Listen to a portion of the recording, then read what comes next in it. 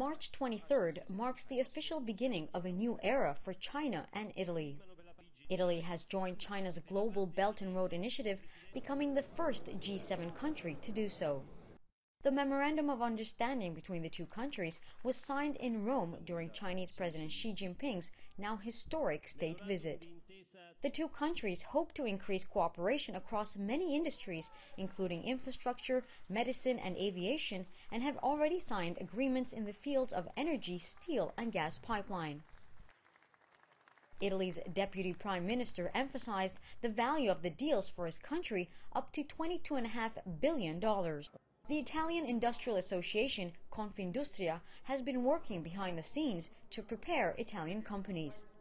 A year ago, it established a Belt and Road Initiative group to educate Italian businesses about Chinese market regulations. There are a lot of people that are worried about China because they don't know very well the place, they don't know very well the rules. And what we hope, being in Europe, is to establish among Europe with China a more open and transparent economic field. That will be very important for our company, and we will explain to our company associated that they can do more with our help. Many Italian business leaders believe when it comes to globalization, China is the future. 30 years from now, not 1 century from now, China will be the largest economy in the world. And that's what it is. And it is inevitable that the flow of goods and services and finance and cultural exchanges will increase dramatically. On Saturday, Chinese President Xi traveled here to Sicily's capital city, Palermo. The city's port behind me handles cargo and cruise ships.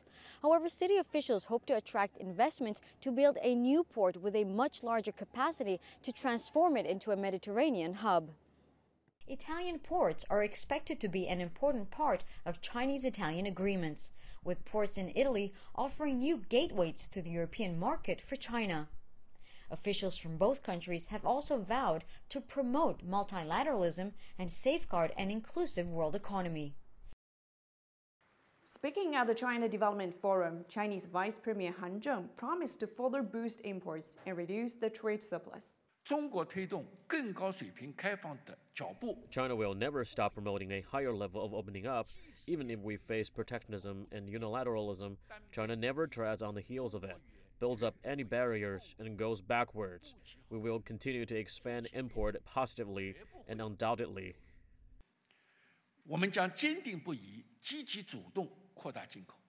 He also promised better protection of intellectual property rights, especially enhancing enforcement. China will continue to strengthen intellectual property protection and forbid forced technology transfers on foreign investors. We step up effort to protect intellectual property and enforce the law, and also establish a punitive tort compensation system to significantly increase the cost of illegal activities. We will further enhance policy transparency and predictability, respect international business practices, and treat all types of companies registered in China equally, and of course equally in government procurement projects. Vice Premier Han was speaking with about 150 overseas delegates at the CDF, mostly CEOs of Fortune 500 companies, as well as international organizations and renowned scholars. Dieter Zetscher, chairman of Daimler, who is co-chairing the forum, appreciated China's leadership in globalization. The point is that, especially in a challenging international environment, we should all continue to stand up for free trade and open markets. And this country plays an essential role in that effort. No doubt, how China plans to sustain its growth momentum and align its future development strategies with the external environment will shape the outlook of the global economy and the course of globalization. He also says global cooperation is a key to the future of the world. China's message to the world is loud and clear. Despite rising protectionism and unilateralism, China aims to further open up its economy and achieve win-win cooperation with the world. They came from all over the country for one of the biggest protests London has ever seen. This is the People's Vote March. Organisers claim over 1 million turned out, calling for a second chance to have their say over Britain's exit from the EU. We're marching for a people's vote. We're extremely angry that half the population have been ignored for the last 2.5 years. The young and the old, families, couples and campaign groups marched through the capital for hours, all unhappy with how the government has handled Britain exiting the EU. I feel really passionately that we've been really let down. Our friends are in the EU and we need to stay there. This is the second major People's Vote protest. With the Brexit process in chaos, the movement is gaining momentum. This People's Vote movement first started with a push for a second referendum on the government's Brexit deal. But now, after 3 years of political chaos and 2 failed parliamentary votes on that Brexit deal, people here are now asking the government to cancel Article 50. A petition to revoke Article 50 has gathered over 4 million signatures in a matter of days. Since Prime Minister Theresa May's deal was defeated for a second time in Parliament, the prospect of an imminent no-deal Brexit has become more real. And that is worrying many people. I want Article 50 revoked. I think people need to understand that the best deal available is the deal we've got. I want us to be able to stay in endgame, and that's why there's a million of us here today. But Theresa May has ruled out revoking Article 50. She's also said no to a second referendum. It's unclear if Theresa May will try for a third vote on her deal next week. If she does, there's the possibility Parliament could again reject it. And then the pressure on the Prime Minister to heed these protesters will increase. Her strategy so far has got us nowhere. It's got the laughingstock of international laughingstock. She needs to listen to what people are saying. With just a 2-week extension agreed by the EU, time is running out to decide the final outcome of Brexit. The message from people here today is that it's not too late to change course and even end up staying in the EU. A yoga class in Mexico City. But one with a difference. Everyone is drinking beer. Downward Dog, The Cobra, and drink.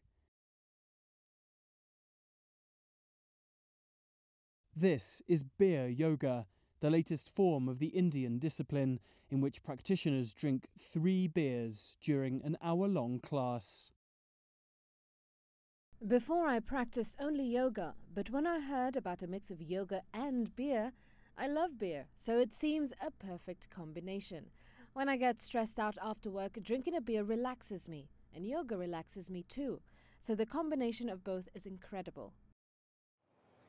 Yoga is about maintaining positions and equilibrium, and proponents of beer yoga claim that because drinking alcohol impairs a person's sense of balance, that downing a few cold ones during a session will make the body work harder.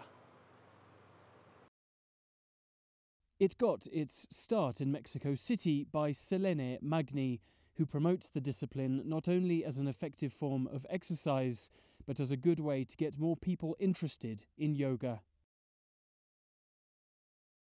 We were surprised by the response because we never expected it to be so popular. But we have classes in many different locations and we've had many different types of clients, 18-year-olds to 60-year-old women.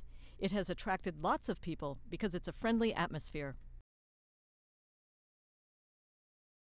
Bernardo Vela is a physiotherapist who says that while beer yoga may be a good way to get people interested in physical activity, it shouldn't be anyone's primary workout. I think beer yoga is more about the social aspect than anything else. Yoga is a discipline, and if you want to follow that discipline regularly throughout the week, perhaps on Fridays you can do a beer yoga class to be a bit more relaxed, as long as it's not something you take seriously. As beer yoga continues to spread around Mexico City, the hope is that newcomers to the discipline will focus more on its health benefits, with the drinking simply an added bonus.